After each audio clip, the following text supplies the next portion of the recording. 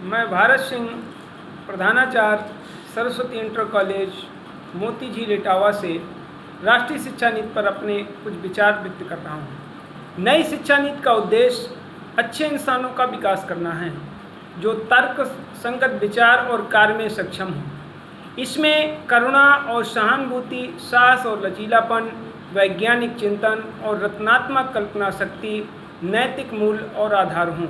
इसका उद्देश्य ऐसे उत्पादक लोगों को तैयार करना है जो कि अपने संविधान द्वारा परिकल्पित समावेशी और बहुलतावादी समाज के निर्माण में बेहतर तरीके से योगदान करें।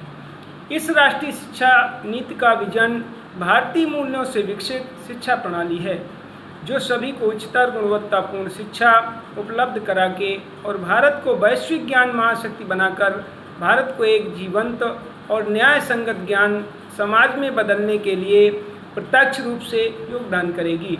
इस नीति में परिकल्पित है कि हमारे संस्थानों की पाठचर्या और शिक्षा विधि छात्रों में अपने मौलिक दायित्वों और संवैधानिक मूल्यों, देश के साथ जुड़ाव और बदलते विश्व में नागरिक की भूमिका और उत्तरदायित्वों की जागरूकता उत्पन्न करे।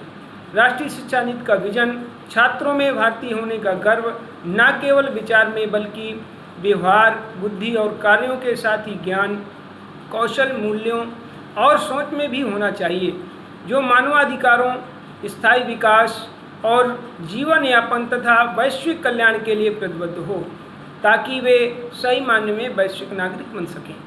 इससे छात्रों का विकास होना संभव है। इससे छात्र अपने देश की शिक्षा क्या होती है उसके बारे में पूरी जानकारी प्राप्त करेंगे। अपने देश की जानकारी मिलेगी। अपने देश में अपनी हिंदी का महत्व, अपनी भाषा का महत्व क्या होता है, इसको पूर्ण विकास में छात्रों को जानकारी प्राप्त होगी।